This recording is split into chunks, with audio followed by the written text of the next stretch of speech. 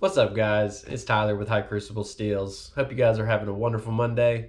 I figured I'd brighten it up just a little bit and show you how to make stropping compound. That's right, we're going to make an emulsion based on lapidary diamond powder and water. So here we go. Alright, so as everybody can tell, this is a diamond stropped compound that's already been emulsified and loaded onto the strop.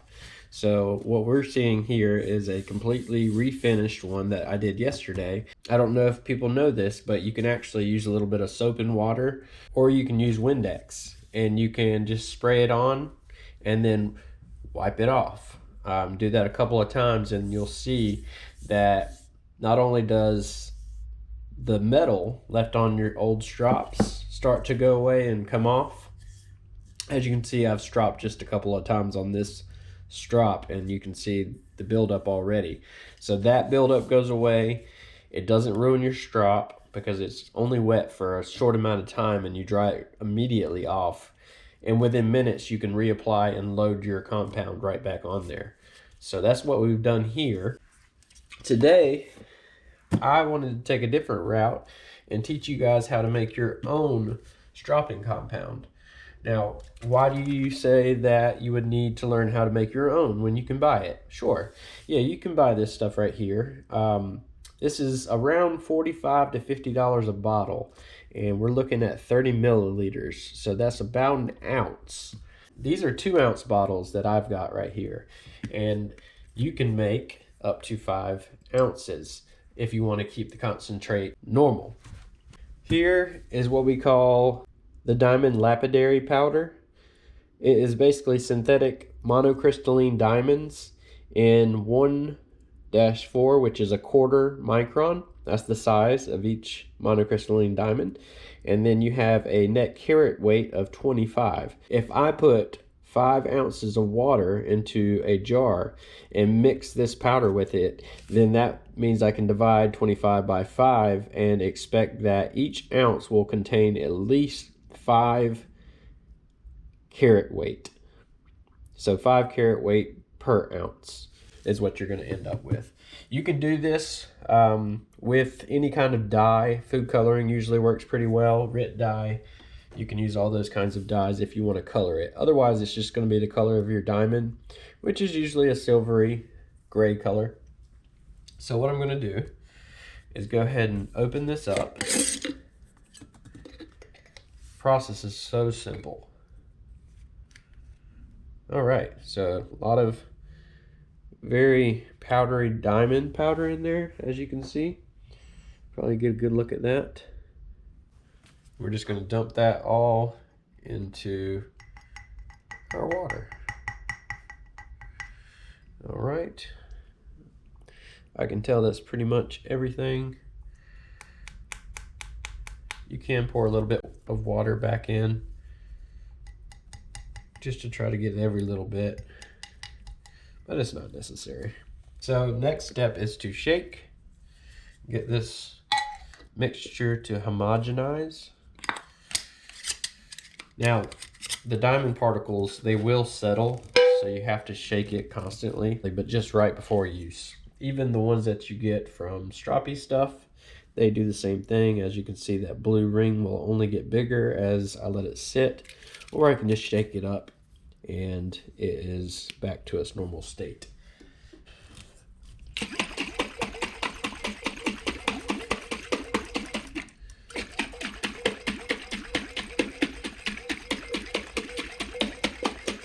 I like to shake it up real good. Okay, I think it's safe to say that that is perfect at this point. Yes, water is a perfect solute for this. Some people will use propylene glycol or vegetable glycerin. Those techniques and methods are fine. They'll definitely work if you want a thicker emulsion. But as far as a spray bottle goes, water is going to work the best for that. And I think it'll work just fine. Seeing how this is a 1/4 micron, it's the only micron that I haven't bought from Stroppy stuff yet. So I wanted to go ahead and see if I can make one just as good for much cheaper. Because you can buy these on eBay for under $8. and you get about 5 ounces worth out of it. So then you're going to need a syringe. I've got this little funnel here for water to transfer it into our 2 ounce bottles. So we're going to go ahead and do that now.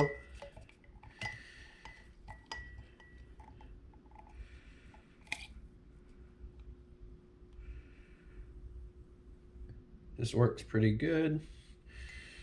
Got about 2 ounces right there, I'd say. And I'm gonna have leftover. That's just how it's gonna break down.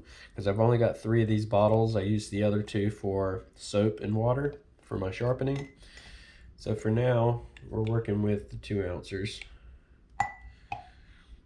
And we just put this guy back in there.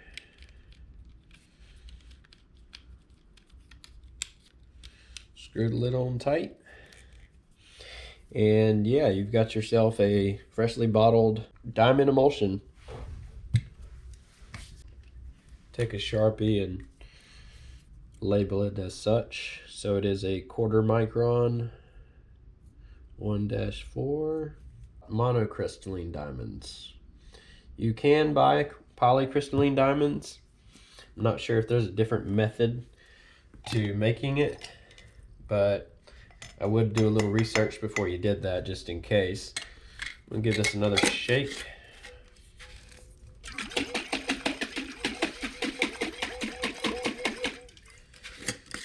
Just to make sure we are good. Go ahead and get another bottle ready.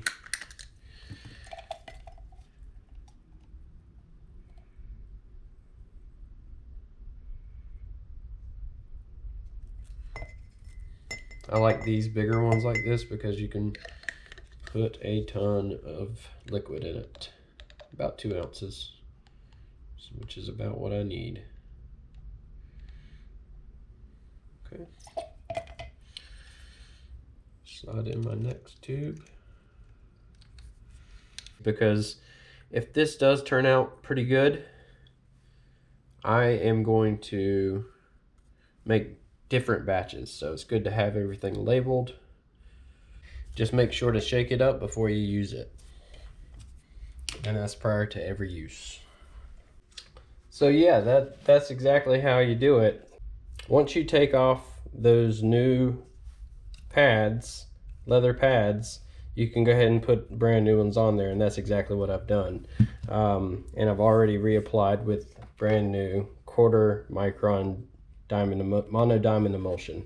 And now we're just waiting for it to dry off a little bit. That takes about 5 minutes or so with new leather and new stropping compound. And you put it back on with some glue. That's what I like to use. DevCon Weld It, all-purpose adhesive. And you just do little S's all the way down and just line it up. You got about 30 seconds to get it where you want it before you just leave your hand on it for about 30 seconds. And then you can flip it, do the same thing to the other side. And from there, you're just ready to spray your compound. I did that for you guys, but my footage was not recording.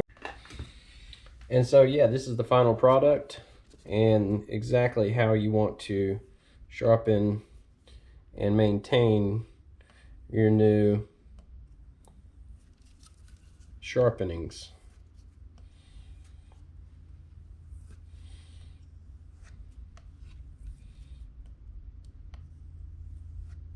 So you can end up with mirror polishes like this if you go up to 1/4 micron.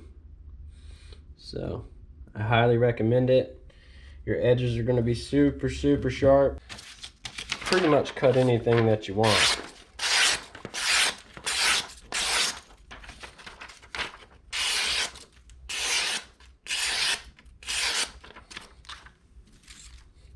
Leather cuts should be pretty easy as well. As you can see,